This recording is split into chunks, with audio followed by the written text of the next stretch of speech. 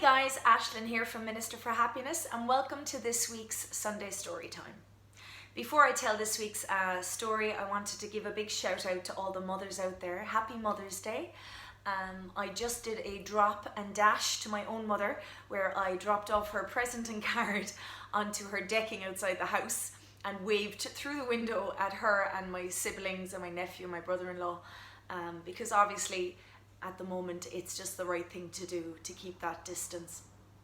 And this week's lesson or this week's story is a story I've heard of many times. And the story is told that this woman had a son who was diabetic, and he was a young boy, maybe 6 or 7, and he wouldn't listen to his mother and stop eating sweet things all the time. And her heart was broken really, and she just wanted her son to be safe and healthy. And she knew that eating all of this sugar was life-threatening to him. One of his idols, however, was the Dalai Lama. So his mother decided to take her young son on a long journey that maybe took 2 days to travel to visit the Dalai Lama. It meant walking, taking buses and trains, and queuing for hours to be in front of him. But she made the journey nonetheless because she knew it was important.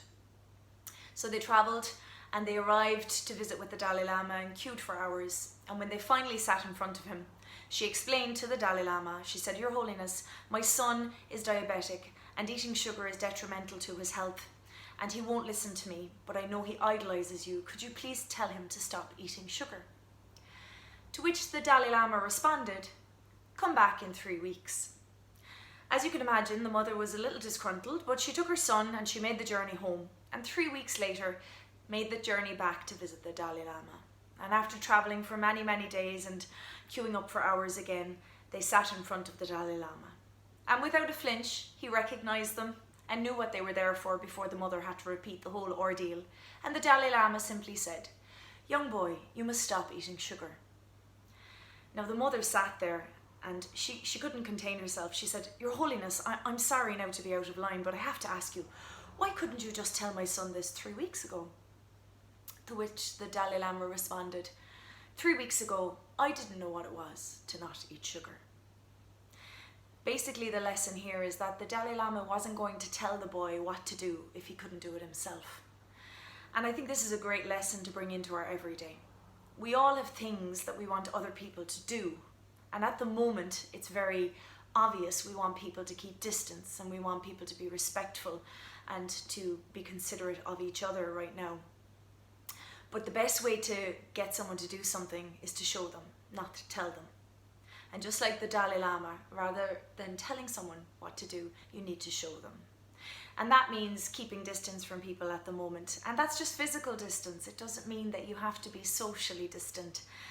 If you're keeping distance from someone, I just give them a smile so that they know I'm being distant from them, not because I'm just minding myself, but I'm also minding them.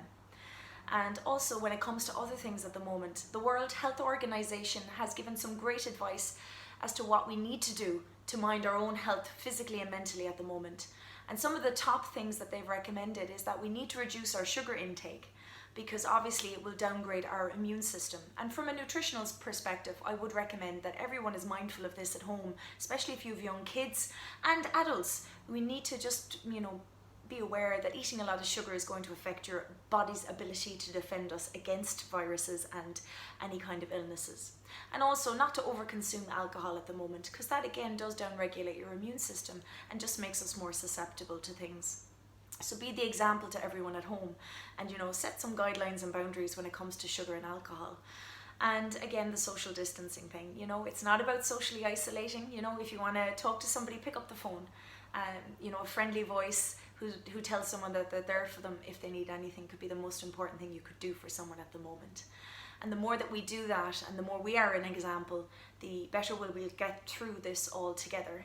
And finally, the World Health Organization also advocates do things that make you happy for your mental health. If that's creating habits at home of having game time for an hour before dinner or in the evening time, that's really important to have fun.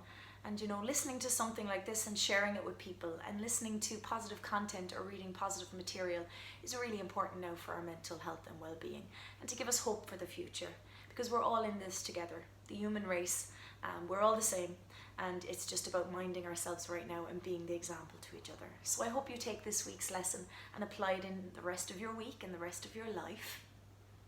And if you do like stories like this and life lessons like this, my book 21 Sleeps is available on Amazon. And if you have a lot more time in your hands now, it might be a good one to pick up and read. And also I do a class out of Essential Wellness normally on a Thursday, and that class now is going to be online. For those of you interested, just contact me and I'd be happy to send you the link through Zoom. And it's a great way of making some space in your week for something positive. And tomorrow morning at 7:30 a.m.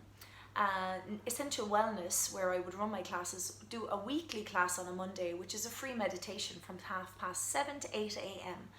This class now is going to be run online, so it will be a live Facebook feed. For those of you interested, just log on in the morning and it will be a live feed at 7:30 with myself doing a guided meditation. And again, this is what the world needs now, people meditating and praying and coming together to look after each other.